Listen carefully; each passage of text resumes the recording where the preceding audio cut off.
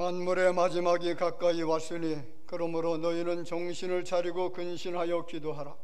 무엇보다도 뜨겁게 서로 사랑할지니 사랑은 허다한 죄를 덮느니라. 영은 전부터 계셨고 지금도 계시며 앞으로 영존하실 전능하신 여호와 아버지 하나님, 그의 놀라우신 이름과 지혜와 권능을 찬양하게 하여 하나님의 거룩한 의의 백성들이 전에 모여서 경배를 드립니다. 온 마음과 정성을 다하여 드려지는 예배가 주님 앞에 연락되게 하여 주옵소서. 의로운 산제사가 드려질 수 있는 은총의 시간이 되게 하여 주옵소서. 예배 모든 시종으로 주님께 의탁하옵고 살아계신 예수님의 이름으로 기도하옵나이다. 아멘.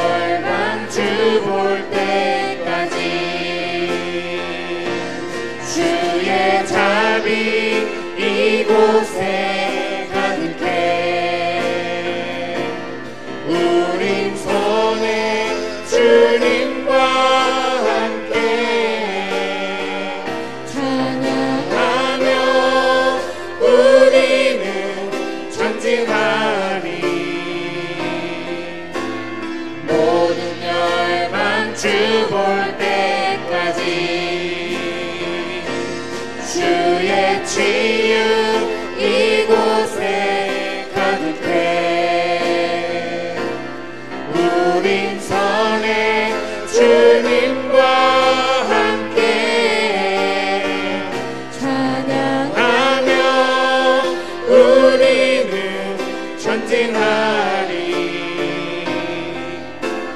모든 열방 주 볼 때까지 주의 은혜가 이곳에 가득해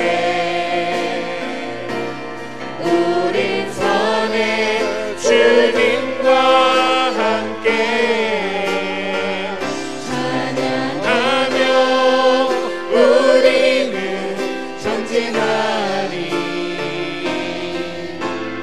모든 열방 주 볼 때까지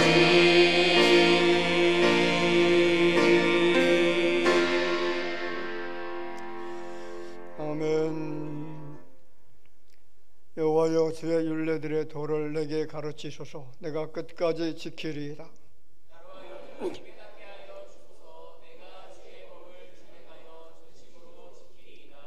주의 말씀의 맛이 내게 어찌 그리 단지요. 주의 법도들로 말미암아 내가 명철하게 되었으므로 주의 말씀은 내 발의 등이요 내 길의 빛이니이다.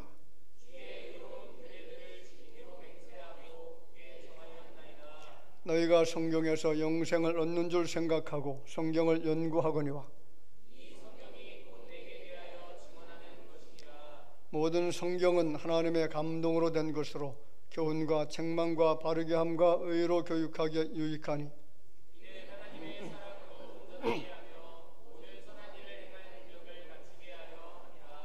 아멘.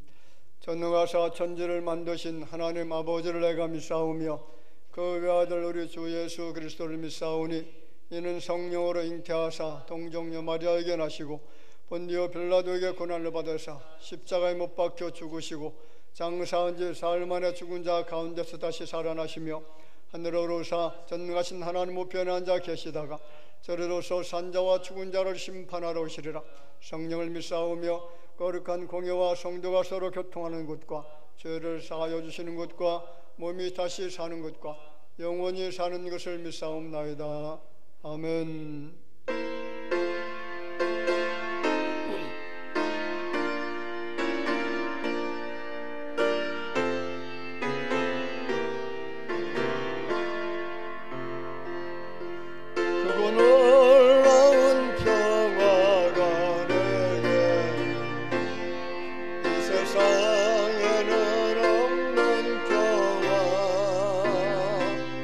나의 영혼과 몸 주께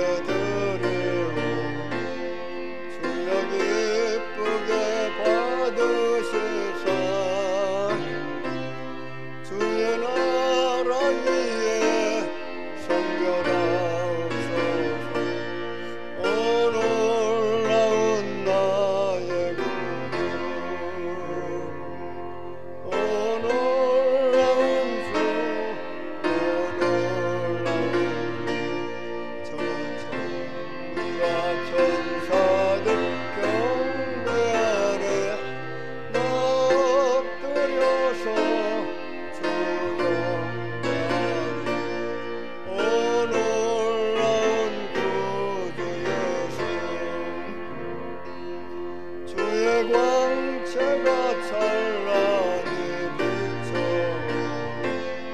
전능하신 왕 구세주여 세상 끝날까지 찬양 드립니다. 오 놀라운 나의 구주 오 놀라운 주 오 놀라운 주 저 천국과 천사들 경배하네 나 엎드려서 주 경배하리 오 놀라운 구주 예수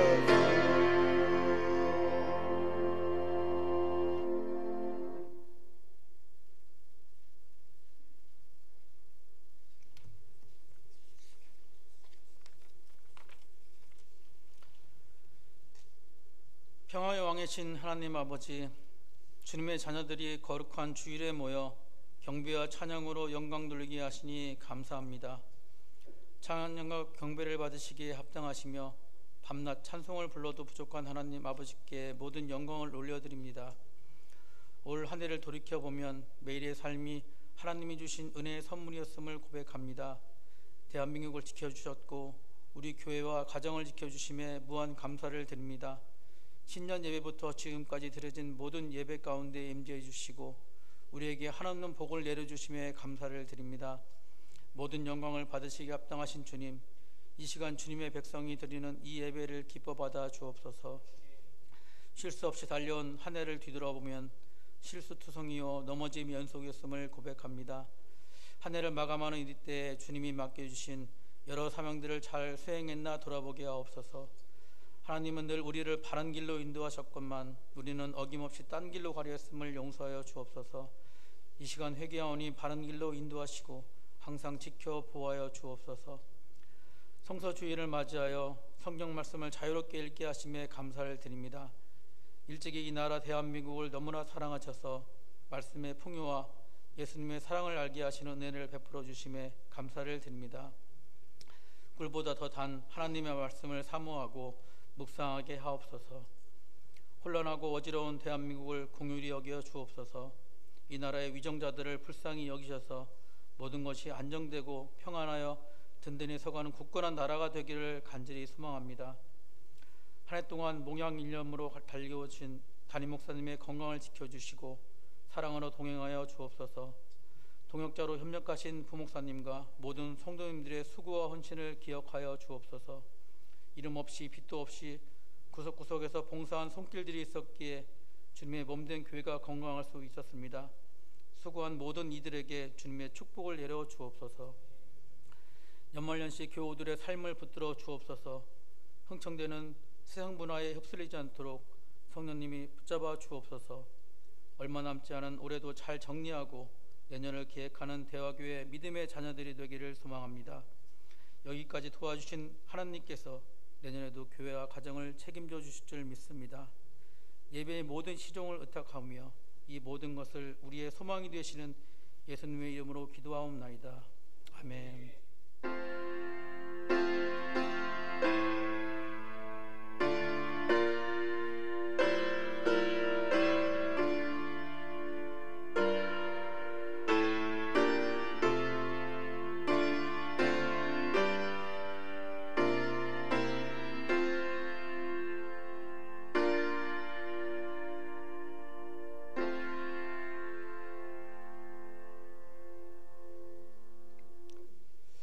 하나님의 말씀을 보겠습니다.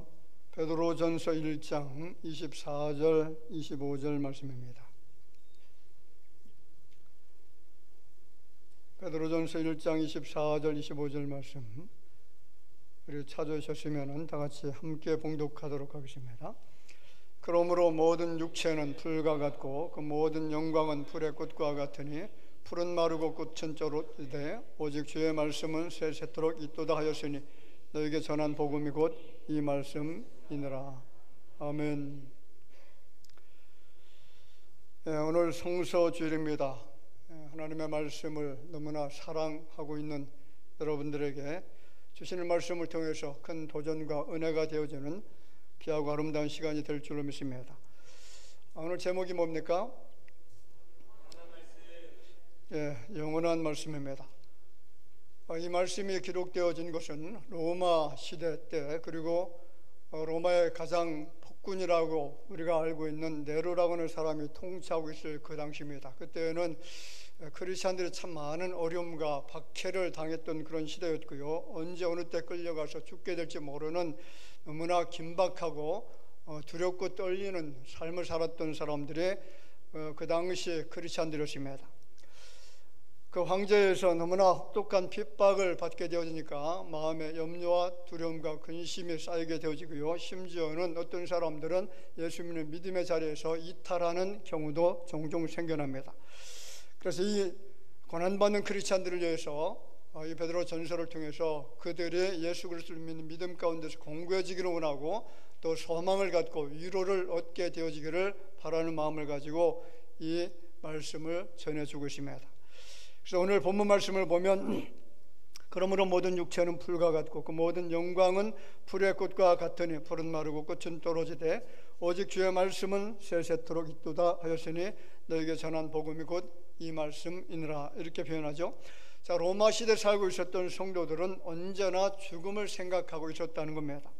예수 믿는다는 것이 발각되어지거나 황제가 아니라 예수를 주님으로 고백하는 순간 죽음을 면하기 어려웠던 시대입니다. 그래서 당시에는 크리스찬의 평균 수명이 굉장히 짧았다라고 합니다. 예수 믿음을 포기하지 않는다는 이유로 꽃다운 청춘을 뒤로하고 죽은 사람이 정말로 많았습니다. 이러한 현실에 놓여 있었던 크리스찬들은 굉장히 불안했고요, 두려웠을 겁니다. 그래서 그 중에 배교자가 속출하기 시작하죠. 믿음을 포기하는 사람들, 교회를 떠나는 사람들이 점점 증가하기 시작했습니다. 그런 상황에서 베드로가 주는 메시지가 뭐냐면 모든 육체는 풀과 같은 존재다, 그렇게 밝힙니다. 마르고 떨어지는 것이고 결국은 사라지는 존재라는 것을 말하면서 미래의 내세의 소망을 주고 있습니다. 모든 것이 유한하지만 영원한 것이 있다. 모든 가치보다 중요한 가치가 있는데 그것은 영원토록 있는 말씀이라는 것을 말하면서 위로를 주고 있습니다. 모든 육체는 풀과 같다는 것은 결국 인생은 죽음의 길로 갈 수밖에 없는 존재고 그 죽음의 길이는 정해져 있다는 것을 기억해야 된다는 것을 지금 이야기하고 있다는 거죠.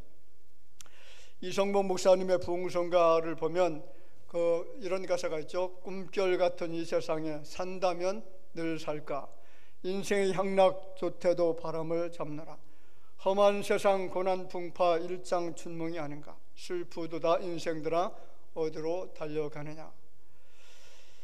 자, 인생의 길이는 일장춘몽과 같다라는 거죠. 굉장히 짧은 삶을 살아갈 수밖에 없는 존재인데 그 짧은 생애 동안에 온갖 악행을 저지르면서 그래서 못난 짓을 하며 살아가는 사람들이 참 많습니다. 이태리 밀라노의 대성당 문이 3개가 있습니다. 그 3개 문 중에 첫째 문에 뭐라고 써 있냐면 모든 즐거움은 잠깐이다. 그리고 둘째 문에는 모든 고통도 잠깐이다. 그리고 셋째 문에 뭐라고 써 있냐면 그러나 중요한 것은 영원한 것이다 라고 하는 그런 글귀가 쓰여 있습니다. 기억되시나요? 3가지. 첫째 문에 뭐라고요? 두 번째는요? 세 번째? 할렐루야. 자, 참으로 인생을 가장 짧게 정리한 글이 아닌가 그렇게 생각이 듭니다. 즐거움도 잠깐이다, 고통도 잠깐이다. 그런데 영원한 것이 있다라는 거죠.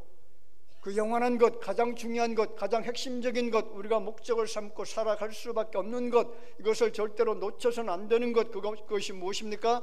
영원한 것이라는 거죠. 그 영원한 가치가 있다는 겁니다. 짧은 인생을 산다라고 해서 그 인생 여러분 무가치한 것이 아니죠. 영혼 속에 정말 짧은 역사의 한 페이지를 남기고 가는 것은 인생이지만은 우리가 섬기고 있는 전능하신 하나님은 짧은 세월을 살게 하신 그 이유를 우리에게 주시고 있다는 거죠. 무엇인지 아시나요? 왜 우리가 이 땅에서 짧은 세월을 살아가고 있는 것입니까? 그것은 여러분 영원한 구원을 이루기 위한 것인 줄로 믿습니다. 우리가 세상에 태어나서 살다가 결국은 죽음으로 기결될 수밖에 없습니다. 그것은 자명합니다. 그럼에도 불구하고 그 꿈결 같은 한순간의 세월을 사는 동안 우리가 남겨야 될 것이 있는데 무엇을 여러분 남겨야 될까요? 무엇을 남겨야 되겠습니까? 자, 같이 한번 해보겠습니다. 아름다운 이야기를 남기자. 제가 지난 수요일 설교 때 말씀드렸죠. 무슨 이야기를 남겨요? 아름다운 이야기. 자, 부끄럽고 추한 이야기, 세상을 어지럽히는 그런 이야기, 마귀의 하순이 되어서 온갖 악행을 저지른다면 그것은 부끄러운 이야기고요, 더럽고 추악한 이야기가 될 겁니다. 그러면 아름다운 이야기는 무엇입니까? 이 세상에서 가장 아름다운 이야기는 바로 여러분 예수님의 이야기입니다. 나로 인해 예수님의 향기가 나타나고요, 나로 인해 내가 예수 그리스도의 편지가 되어서 예수의 아름다운 사랑이 사람들에게 들려진다면 그의 인생은 정말로 아름다운 이야기를 남긴 겁니다. 하나님의 교회를 위해서 열심히 섬기고 정말로 겸손하게 주의 이름을 높이면서 신실한 예배자의 삶을 살아간다면 아름다운 이야기를 남긴 겁니다. 비록 짧게 짧은 인생의 길이를 살아야 되지만은 그 순간에 인생을 허락하신 하나님의 영광을 위해서 내가 온 전심 전력을 다하여 살아간다면 그 인생은 얼마나 아름다운 것일까요? 예수 그리스도를 섬기면서 대화 교회에 몸담고 있는 여러분들은 훗날 주님 앞에 섰을 때에 아름다운 이야기를 남긴 것이 있다라고 주님 앞에 말할 수 있는 귀한 성도들이 되어지기를 주님의 이름으로 축복을 드립니다. 오늘 성서 주일을 맞이해서 영원한 것에 대해서 말씀드리면서 큰 은혜가 임하게 될 줄로 믿습니다. 지금까지 성경대로 역사가 계속 진행되어져 왔고요, 지금도 성경의 예언대로 역사는 계속 1.2획도 변함없이 진행되고 있습니다. 아무리 아니라고 할지라도 성경의 진실을 왜곡하거나 부인할 수가 없습니다. 만약에 성경의 예언이 거짓이라고 하면, 하나님의 말씀이 잘못된 것이라고 하면 여러분 이스라엘이라고 하는 나라는 지금 존재하지 말아야 됩니다. 왜 그렇습니까? 2500년 동안 유랑을 생활하고 떠돌아다녔던 그 민족이 다시 돌아와서 나라를 세워서 지금 이렇게 견고하고 전 세계에 강력한 영향력을 미칠 수 있다는 것은 불가능하기 때문에 그렇습니다. 이스라엘은 하나님께서 영원히 존재할 것이라고 말씀했고 그 이스라엘을 통해서 하나님의 구원의 역사를 이루어 가신다라고 성경은 말씀했는데, 만약에 이스라엘이 존재하지 않았다라고 하면 성경은 다 가짜고 거짓이 된다는 거죠. 우리는 학식 있는 자도 아니고 그렇다고 두뇌가 명철한 사람들도 아니지만은 우리에게는 여러분 성경을 믿을 수 있는 믿음이 있다는 것, 이것은 여러분 하나님의 놀라운 축복인 줄로 믿습니다. 세상에서 지혜롭고 똑똑하다라고 자랑하고 있는 그 사람들이 정말로 믿어지지 않고 있는 성경이 우리는 저절로 의심 없이 믿어진다는 것, 여러분 이것은 창조주 하나님께서 우리에게 주시는 가장 위대한 축복인 줄로 믿습니다. 임마누엘 칸트가 이런 말했죠. 성경이 있다는 것이 인류 최대의 축복이다. 같이 해보세요. 성경이 있다는 것이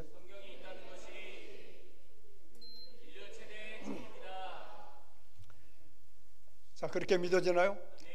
성경이 내 손에 있다는 것, 그리고 성경이 내 앞에 있어서 내가 그 성경을 읽고 볼 수 있다는 것, 이것은 여러분 인류 최대의 놀라운 축복이 되는 것을 여러분 믿으시기를 바랍니다. 우리 성도의 고백은 이렇게 고백했으면 좋겠습니다. 성경을 신앙의 근거로 삼는 그리스도인들이 된 것은 최고의 은총이다. 같이 해보세요. 성경을 신앙의 근거로 삼는 그리스도인이 된 것은 최고의 은총이다. 여러분 그렇게 믿으시기를 바랍니다. 정말 성경이 있다는 것은 놀라운 축복입니다. 성경은 하나님을 알 수 있는 길이고요, 성경은 우리의 믿음의 근거를 제공하고 있습니다. 다른 종교는 경전 없이도 믿을 수 있지만은 기독교는 오직 성경만이 믿음의 중심이죠. 믿음의 핵심입니다. 성경은 하나님의 유일한 계시가 되는 것이고요, 성경만이 인생을 생명의 길로 인도해 주고요, 구원의 길로 이끌어 준다라는 것이죠. 여러분 어떤 것도 이 세상에 존재하는 그 어떤 것도 성경의 가치를 능가할 수가 없는 줄로 믿습니다. 너무나 확실하게 기록되었고 그 기록된 성경 말씀이 우리의 구원과 우리의 삶의 문제의 개입하면 얼마나 귀한 것일까요? 사람들은 성경 말씀을 읽으면서 그리고 강단에서 흘러나오는 메시지를 통해서 은혜 받습니다. 치료를 경험합니다. 삶의 변화가 일어나죠. 놀라운 영적 변화가 나타납니다. 그래서 삶을 결단하고 하나님의 자녀로 하나님의 종으로 살려고 그렇게 열심히 신앙생활을 합니다. 여러분, 우리는 성경을 통해서 믿어야 되고요, 성경을 통해서 병고침의 역사도 체험해야 되고, 성경을 통해서 구원의 진리를 발견하고, 성경을 통하여 은혜 받고 성령 충만함을 받아야 될 줄로 믿습니다. 우리의 신앙은 철저히 여러분 성경적이어야만 됩니다. 성경을 토대로 우리의 신앙이 점차적으로 쌓아져 가야 된다는 거죠. 그러므로 여러분, 성경을 정말 잘 이해해야 되고요, 성경이 무슨 책인지 알아야 됩니다. 건전한 교회, 건전한 성도가 되려고 하면은 여러분 성경 중심으로 살고 예수 중심으로 살고 그리고 교회 중심으로 살아야 될 줄을 믿습니다. 성경 중심, 예수 중심, 교회 중심의 신앙생활을 통해서 여러분의 신앙이 좀 더 건강한 신앙으로 발전될 줄을 믿습니다. 성경은 하나님의 말씀이 기록된 책이고 영원 불변의 생명의 말씀으로 믿어야 되고요, 우리의 유일한 구주는 하나님의 아들 예수 그리스도 한 분뿐임을 우리의 입술로 고백해야 될 줄로 믿습니다. 그리고 교회는 주님의 몸된 교회이고요, 유일한 구원의 방주가 되고, 교회를 떠나서는 구원의 역사도 있을 수가 없고 신앙생활도 바르게 할 수가 없습니다. 그러므로 성경 중심, 예수 그리스도 중심, 교회 중심 신앙생활을 통해서 여러분의 신앙 일치월장 성장하게 될 줄로 믿습니다. 오늘은 성서 주일을 맞아서 왜 성경이 그렇게도 귀한 책인가를 통해서 여러분 정말 귀한 도전이 우리 마음속에 새겨지게 될 줄로 믿습니다. 첫째, 성경은 하나님의 작품이라는 겁니다. 성경은 누구의 작품이라고요? 자, 우리가 잘 알고 있는 디모데전서 3장 16절 말씀에 뭐라고 합니까? 모든 성경은 하나님의 감동으로 된 것으로 그렇게 말하죠. 다시 말씀드리면 성경은 하나님의 영감으로 하나님의 호흡으로 되어졌다는 겁니다. 성경은 여러분 몇 명의 기자가 동원됐습니까? 약 40여 명의 저자가 1600년의 세월을 걸쳐서 이 말씀을 기록했습니다. 성경이 쓰여진 장소도 환경도 각각 다 다릅니다. 아시아에서 아프리카에서 유럽 각지에서 다양하게 그 장소에서 쓰여졌습니다. 이 책을 여러분 기록한 사람들은 왕도 있고 선지자도 있고 목자도 있고 군인도 있고 의사도 있습니다. 어부도 있습니다. 굉장히 다양한 사람들이 모여서 흩어져서 성경을 기록했죠. 이들은 서로 모여서 의논한 적도 없습니다. 그런데 각각 다른 저자들이 다른 장소에서 이 성경을 썼는데 하나의 교리, 하나의 구원 계획, 하나의 윤리, 하나의 신앙 법칙을 담고 있는 한 권의 책으로 통일성을 이루고 있다는 거죠. 성경 66권이 무엇을 이루고 있다고요? 통일성을 이루고 있습니다. 분명한 것은 40여 명의 기자들이, 저자들이 기록했지만은 저자는 성령님 한 분이었습니다. 성령께서 여러분 40명의 저자들의 마음을 감동시켜 주셔서 예수 그리스도를 그 중심에 두고 성경을 기록하게 하신 줄로 믿습니다. 그러니까 성령님의 인도를 받아서 각 필사자들의 성경을 기록한 거죠. 그러므로 성경의 원저자가 누구십니까? 성경의 원저자가 누구라고요? 그렇습니다. 성령 하나님인 줄로 믿으시길 바랍니다. 성경은 단순한 기록물이나 소설, 위인, 전기가 절대로 아닙니다. 성령의 감동하심을 입은 사람들이 기록한 정확무한 영원히 불변하는 하나님의 말씀인 줄로 믿으시기를 바랍니다. 은혜 충만함 받고요, 기적을 체험하는 것도 성경의 말씀을 통해서 일어나죠. 왜 그러냐면 성경이 전능하신 하나님의 말씀이기 때문에 그렇습니다. 여러분, 성경은 2000년 전에 이미 완성된 과거에 기록된 말씀이 아니다라는 거죠. 성경은 명사적 형태를 가지고 있지만 그러나 그 동시에 동사적 형태를 가지고 있다라고 했죠. 성경은 여러분 지금도 살아 움직이는 말씀인 줄로 믿습니다. 성경은 레마의 음성으로 들으라고 했습니다. 우리의 심령을 지금도 파고 들고 있고 우리의 가슴을, 우리의 심령을 쪼개는 능력의 말씀이 바로 성경입니다. 뿐만 아니라 성경은 여러분 온갖 진리의 보고가 그 속에 다 담겨져 있습니다. 그래서 혹자는 성경은 온갖 보석으로 가득 차 있는 보물창고이다, 황금창고가 된다, 이렇게 말하는 사람도 있습니다. 한 가지 제가 예를 들어볼게요. 자, 신명기 33장, 신명기는 몇 장까지 있습니까? 뭐 성경을 읽어봤어야 말이지.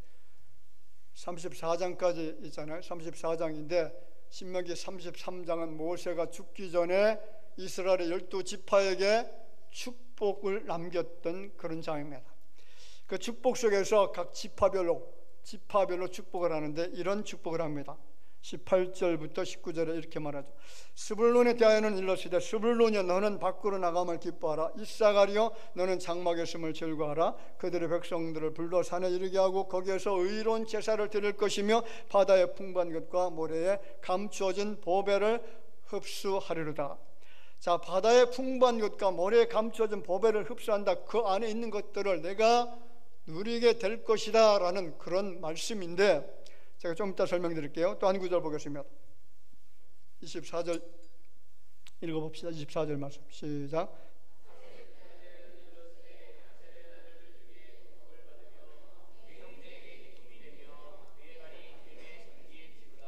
그의 발이 기름에 잠길지로다.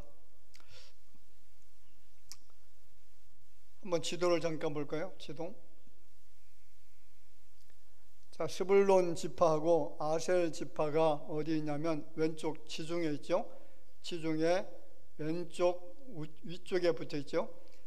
예, 그리고 아셀 지파는 그 중앙에 조그맣게 지금 되어져 있는데, 자, 각 지파별로 분배받은 땅에서 그들이 지금 살고 있습니다. 자, 이 지도 내용을 쭉 보면 하나님의 말씀이 왜 정확한가를 알 수가 있습니다. 러시아에서 태어난 한 청년이 있었는데 왜 이스라엘 땅에만 기름이 안 나올까? 중동에 있는 모든 나라들, 주변에 있는 나라들은 다 석유가 펑펑 쏟아져 나오는데 왜 같은 사막 지역이면서도 이스라엘 땅에는 기름이 한 방울도 존재하지 않느냐 의심이 들었습니다. 그래서 여러 자료를 찾아봐도, 그리고 많은 곳을 탐사해봐도 나오지가 않는 거예요. 그래서 하나님의 말씀이 생각났습니다. 예수 믿는 크리스찬이기 때문에. 그래서 그 말씀을 계속 읽어내려가다 신명기 33장 오늘 이 본문 말씀에 주목하기 시작합니다. 그래서 야, 바다의 풍부한 것과 모래 감춰진 보배가 어디에 있느냐? 스불론 지파가 살고 있는 그 땅에 있지 않겠는가? 하나님의 말씀은 정확무하고 틀리지 않는 말씀이기 때문에, 그래서 그것을 한번 탐사해 봐야 되겠다라고 해서 적극적으로 탐사를 했습니다. 석유가 나왔을까요? 안 나왔을까요? 엄청나게 많은 석유 매장량이 있었다는 거죠. 사우디아라비아 다음으로 많은 매장량이 발견됐다라고 그렇게 이야기를 합니다. 그리고 24절에 아셀 지파, 그 지파 속에서도 그의 발이 기름에 잠길지로다라고 하는 그 말을 통해서 아셀 지파가 살고 있는 그 땅도 탐사를 했더니 거기에도 석유가 펑펑 쏟아지는 겁니다. 그것을 탐사하는 사람이 토비아 루스킨이라고 하는 청년입니다. 성경을 읽다가 하나님 주신 감동으로, 지혜로 탐사를 해서 이스라엘은 이제 다른 나라에서 석유를 수입하는 것이 아니라 오히려 석유를 수출하는 나라가 됐습니다. 왜 이런 일이 가능한 것입니까?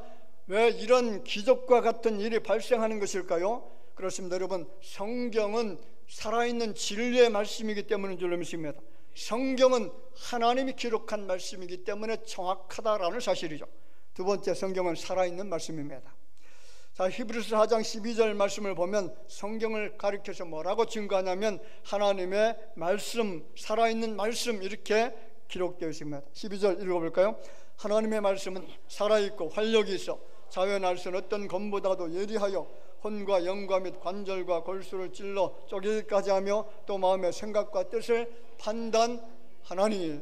할렐루야. 자, 이 구절은 다분히 구약시대 제사장의 제사 사역을, 그 제사 사역과 연관성을 갖고 있다라고 볼 수가 있습니다. 여러분, 제사장은 제단에 제물을 올려놓기 전에 예리한 양날검으로 짐승의 모든 몸뚱아리를 다 부위를 뜨잖아요. 하나하나 절개하고 발라냅니다. 자, 그처럼 하나님의 말씀이 인간의 심령을 속속들이 다 들여다보고 판단하고 변화시킬 수 있다라는 거죠. 오늘 본문을 볼까요? 23절, 너희가 거듭난 것은 썩어질 씨로 된 것이 아니요 썩지 아니할 씨로 된 것이니 살아있고 항상 있는 하나님의 말씀으로 되었느니라. 그 말씀이 어떻게 있다고요? 항상 있는 말씀, 언제나 있는 말씀, 영원한 말씀이라는 것이죠. 이 말씀 여러분 하나님의 말씀이기 때문에 생명력이 있다는 겁니다.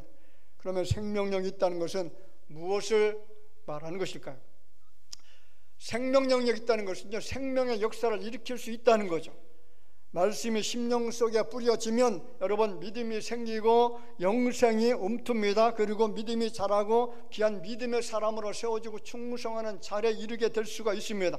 말씀이 여러분 한 지역에 증거되어지면 그곳에 생명 역사가 나타나는데 믿는 무리가 생겨나고 많은 교회들이 세워지잖아요. 바울이 가는 곳곳마다 교회를 세웠고요, 그곳에 사람들이 모여듭니다. 죽었던 사람들, 죄로 인해서 영과 육이 죽었던 사람들이 그곳에서 하나님의 생명을 경험하는 거죠. 여러분 성경은 지켜야 될 최고의 가치인 줄로 믿습니다. 성경은 우리 인생들이 의미 있게 살아갈 수 있도록 하는 본질입니다. 그러므로 여러분 언제 어디서나 쉽게 구할 수가 있고 읽을 수 있는 성경, 들을 수 있는 하나님의 말씀을 읽고 듣는 일을 정말로 소중하게 귀중하게 여기시기를 주의 이름으로 축원을 드립니다. 이스라엘 안에는 나라가 망하게 된 이후로 하나님의 말씀이 율법책이 희귀했던 시대가 있었는데 그 시대가 포로 귀한 시대였잖아요. 율법책을 개인이 소장할 수가 없습니다. 그리고 두루마리로 되었기 때문에 너무나 커서 개인적으로는 그 율법을 가지고 있는 사람이 아무도 없었고 그 당시 율법이 다 태워졌기 때문에 율법이 뭔지도 모릅니다. 하나님의 말씀이 뭔지 모르죠. 그래서 그들은 율법책을 찾아냈습니다. 성전에서 찾아내서 그 하나님의 말씀을 듣기 시작하죠. 그래서 느헤미야 8장 3절에 보면 이렇게 기록되어 있습니다. 수문 앞 광장에서 새벽부터 정오까지 남자나 여자나 알아들을 만한 모든 사람 앞에서 읽으면 백성이 그 율법책에 어떻게 했다고요? 귀를 기울였다, 그렇게 말하죠. 5절에는 이 말씀이 읽혀지기 시작할 때 온 백성이 일어나서 말씀의 권위 앞에 머리를 숙였고 그리고 모든 사람들이 아멘, 아멘으로 응답하기 시작하면 얼마나 감동적인 장면입니까? 그들이 얼마나 말씀을 뜨겁게 가슴속에 사모했는지, 그들이 성경을 듣는 일에 어떻게 몰두했는지 새벽부터 오전까지 적어도 6시간 동안 계속 서서 하나님의 말씀을 들었다는 거죠. 하루만 그렇게 들은 것이 아니죠. 여러분 느헤미야 8장 마지막 구절을 보면 18절에 이렇게 말합니다. 에스라는 첫날부터 끝날까지 날마다 하나님의 율법책을 낭독하고 무리가 이래 동안 절기를 지키고 8째 날에 규례를 따라 성회를 열었느니라. 일주일 동안 계속해서 이렇게 말씀을 들었다는 거죠. 그들은 초막절 절기가 계속되어지는 한 주간 이상 날마다 그렇게 말씀을 읽고 듣는 일에 전심전력했습니다. 그런데 그 이후로 여러분 놀라운 변화가 나타나기 시작합니다. 어떤 변화가 나타날까요? 그 다음 장에 보면 2절 3절에 말합니다. 모든 이방 사람들과 절규하고 서서 자기의 죄와 조상들의 허물을 자목하고 이날의 날 4분의 1은 그 제자리에 서서 그들의 하나님 여호와 율법책을 낭독하고 날 4분의 1은 죄를 자복하며 그들의 하나님 여호와께 경배했다라고 합니다. 회개 역사가 나타난 거죠. 자신들이 도대체 무슨 죄를 짓고 있었는지 율법책을 읽기 전에는 몰랐는데 그 말씀을 듣고 난 다음부터 그 죄가 발견되기 시작하고 죄가 드러나기 시작합니다. 그 폭로된 죄를 붙들고 하나님 앞에 전심전력해서 눈물을 흘리면서 회개하는 역사가 일어났고 그리고 하나님 앞에 경배가 드려지기 시작합니다. 여러분 이것이 말씀의 능력인 줄로 믿으시기를 바랍니다. 같이 볼까요? 하나님의 말씀은 살아있습니다. 그렇습니다. 말씀은 죽어있는 말씀이 아니라 지금도 살아 역사하는 마음인 줄을 믿으시길 바랍니다. 마지막으로 하나님의 말씀은 영원한 말씀입니다. 오늘 제목처럼 말씀은 어떤 말씀이라고요? 어떤 시어머니가 장가간 아들을 보러 아들 집에 갔습니다.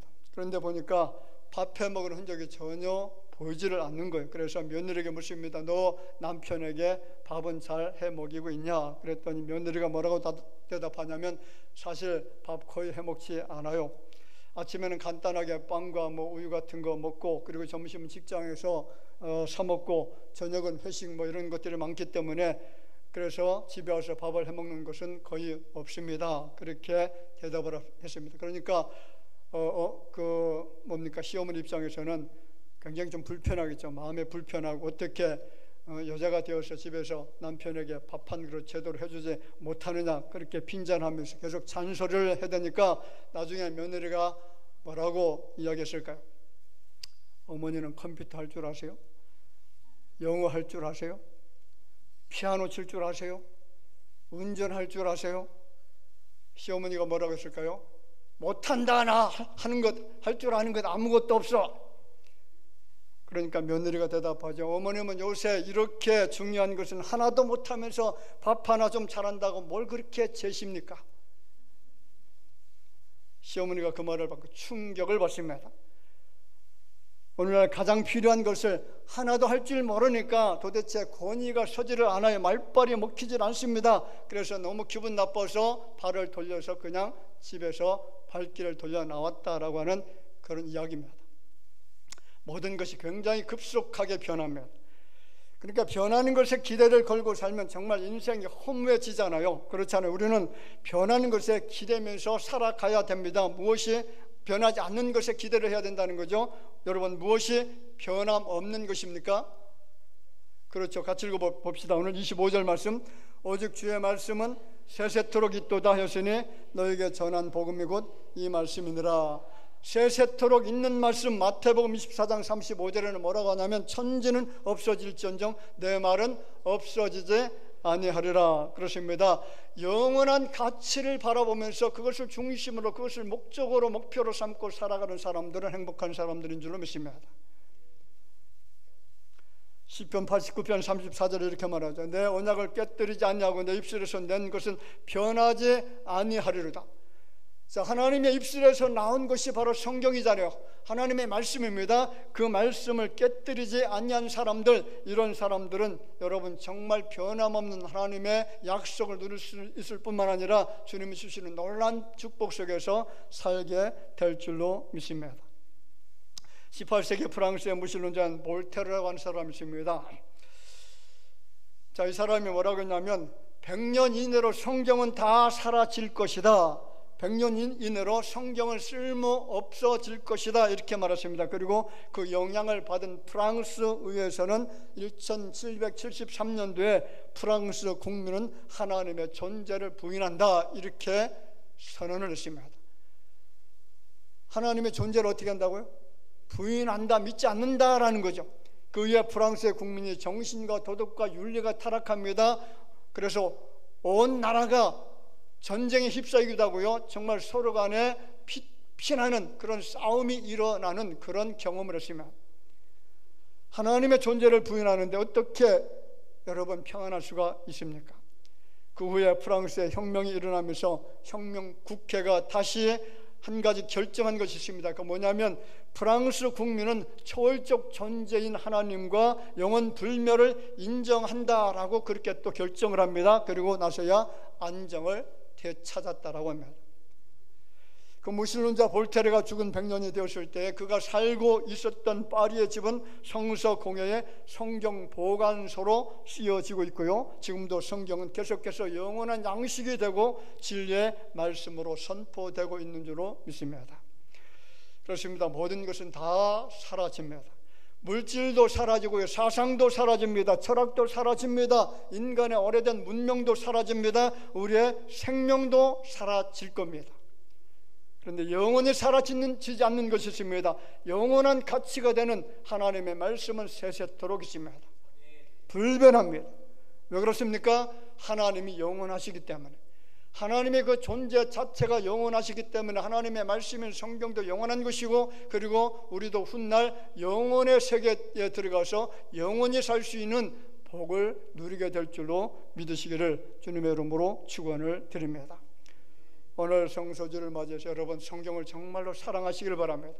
성경을 가까이 하시기를 바라고 날마다 성경 읽는 것을 사모하시기 바랍니다. 말씀 한 구절이 내 머릿속에 내 가슴속에 새겨지면 그 말씀은 여러분 살아있는 말씀이 되어서 능력으로 나타나게 될 줄로 믿습니다. 치유의 역사가 나타나고요, 그리고 우리의 모든 소원이 이루어질 수 있는 축복의 말씀으로 여러분 변화될 줄로 믿으시기를 주 이름으로 축원을 드립니다. 전능하신 아버지 하나님은 총을 감사를 드립니다. 오늘 하나님의 귀한 말씀, 이 말씀이 얼마나 소중한지 저희들이 다시 한번 저희들에게 일깨워 주시기 위해서 성서 주일로 지키게 하신 줄로 믿습니다.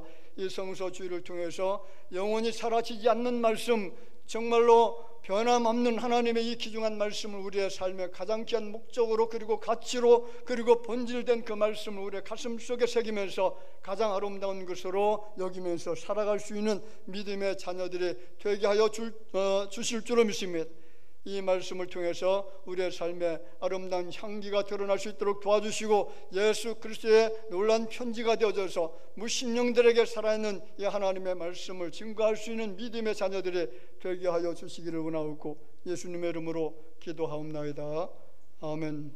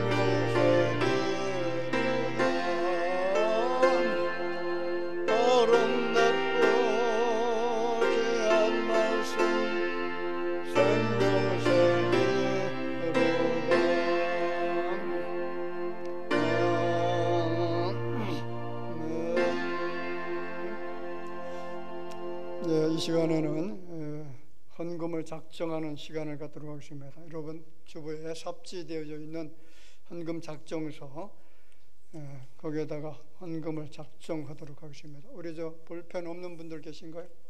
손 드시면 뒤에서 갖다 줄 겁니다. 헌금 작정하기 전에 잠깐 한번 기도드리겠습니다. 하나님 아버지 은혜를 감사합니다. 온 우주 만물 그리고 물질의 주인 되신 하나님, 우리 대화교회를 금년 이 한 해 동안에 축복해 주시고 모든 가정들, 사업터, 일터들, 일손들에게 복을 주시어서 필요한 모든 물질들을 공급해 주신 것을 감사를 드립니다. 오늘 정성을 다해서 믿음으로 헌금을 작정하고자 합니다. 하나님의 교회를 풍요롭게 하고 그리고 하나님의 놀라운 복음 전도의 역사를 이루게 하고 생명을 구원하기 위해서 작정하는 헌금을 통하여 아버지 하나님 위대한 그런 구원의 역사가 나타날 수 있도록 저들의 손길에 복을 허락하여 주옵소서. 예수님의 이름으로 기도하옵나이다. 아멘. 작정하시기를 바라고요. 그냥 동결하지 마시고 좀 이렇게 정액해서 작정해 주시면 감사하겠습니다. 11조 헌금, 선교 헌금, 구제 헌금, 주정 헌금입니다.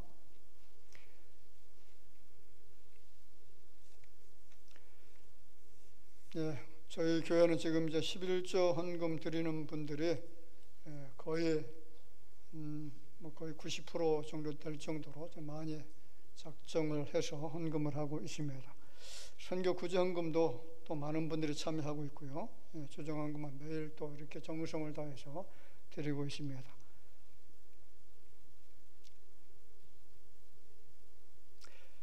이름을 쓰시고요. 기관을 꼭 써주시기 바랍니다. 이름 체크 안 하신 분들은 이름을 체크해 주시길 바랍니다. 자, 다 기록하셨으면 수고해 주시기 바랍니다.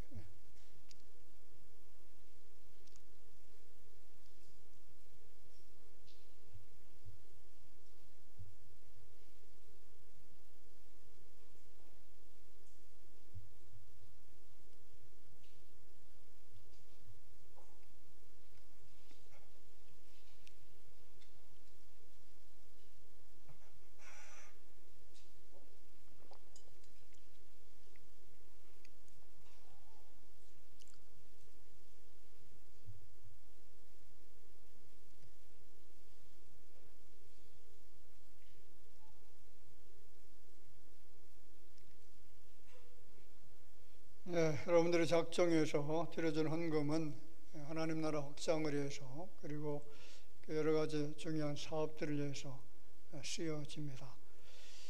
가장 소중한 것은 그 많은 생명을 구원하기 위해서 지금도 이제 우리 교회 여러 부서에서 사역을 하고 있는데 그런 일들에 그리고 우리 교회 전체적인 살림을 위해서 은혜롭게 잘 사용이 될 겁니다. 다 됐으면은 앞으로 나오시기 바랍니다.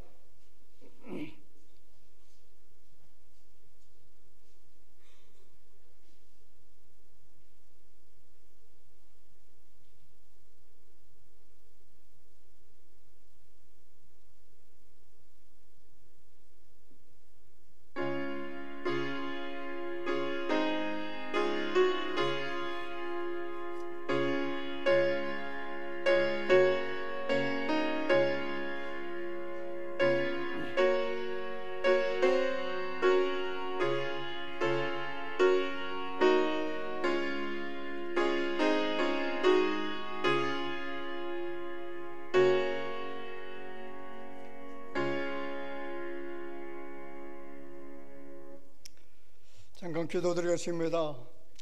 존귀하신 주님 은혜를 감사합니다. 하나님의 몸된 교회를 사랑하는 마음을 가지고 이처럼 정성을 다하여 예물을 드렸습니다.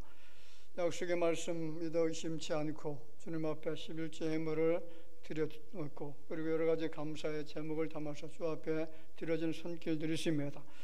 하나님의 때에 가장 선하고 아름다운 것으로 가장 위대한 것들로 주님이 채워주시어서 물질의 부양함을 누릴 수 있도록 도우시고 물질로 염려 근심스러운 일들이 일어나지 않도록 주께서 저들의 손길에 축복하여 주옵소서. 모든 범사가 형통한 복을 누릴 수 있도록 인도하여 주실 줄 믿습니다. 명년 또 대화교회 살림을 위해서 헌금을 작정했습니다. 작정한 손길들마다 더욱더 부유함을 허락해 주시고 믿음으로 작정해 싸우니 믿음을 통해서 나타나는 놀라운 역사를 경험하게 하여 주옵소서. 이 예물이 사용되어질 때마다 하나님 영광 거두어 주실 줄을 믿사오고 예수님의 이름으로 기도하옵나이다. 아멘. 교회 주변에 계신 분들 좀 바라보면서 같이 인사 잠깐 나누도록 하겠습니다. 만나서 반갑습니다. 주님 안의 사람입니다. 기쁨으로 같이 웃으시면서 밝게 같이 인사 잠깐 드리겠습니다.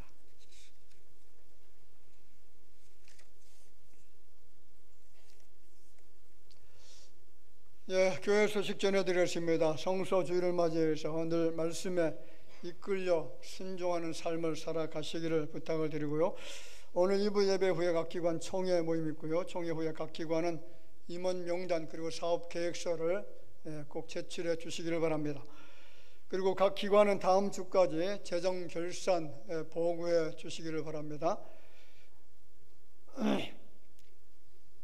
그리고 다음 주 3부 예배 사남선교회 헌신 예배 있습니다. 성탄절 예배 일정 기록해 놓았는데 참고해 주시기를 바라고, 그리고 연말 정산 필요하신 분들 신청하시기 바랍니다. 목요 전도 하반기 사역을 마치고 이제 3월 달에 다시 재개하도록 하겠습니다. 겨울철이 되어져서 길 다니기가 좀 굉장히 미끄럽고 또 춥기도 해서 3월 달로 다시 시작하도록 합니다. 계속 전도의 불길이 타오를 수 있도록 생활 속의 관계 전도 실천해 주시기를 부탁을 드렸습니다. 기관별 청원기도 수협의 특성 예고되어져 있는데 참고하시기 바라고요. 오늘 3부 예배 후에 성탄절 찬양을 위한 연합 성가대 모임이 있습니다. 각 찬양단실에서 모여서 연습해 주시기를 바라고요. 다음 주 2부 예배 후에 각 선교회장단 모임이 있습니다. 새 등록 성도는 2부 예배 때 소개해 드리도록 하겠습니다. 그리고 우리 심상진 집사님, 성금선 권사님 가정에서 아름다운 국화를 또 이렇게 많이 헌물해 줬습니다. 카페하고 지금 현관에 빛이 되어져 있습니다. 교회를 사랑하는 마음을 가지고 이렇게 헌신해 주신 것 대단히 감사를 드립니다. 이상 교회 소식 전해드렸습니다.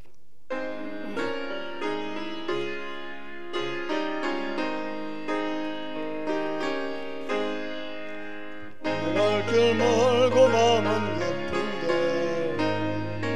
그 대신 주 저냥 집을 향해 가는 길 주소서. 내 가는 길 달지 못하네 한 걸음씩 느린 거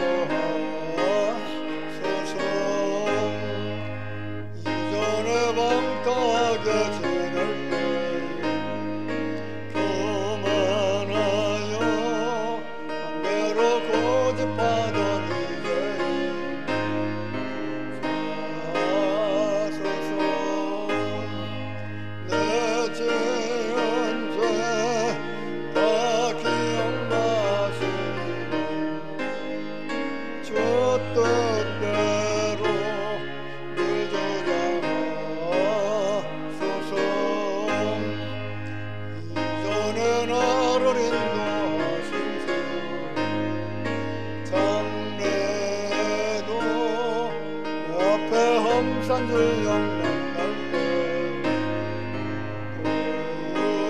오소서. 밤 지나고 저 밝은 아침 기쁨으로 내 주를 만나리.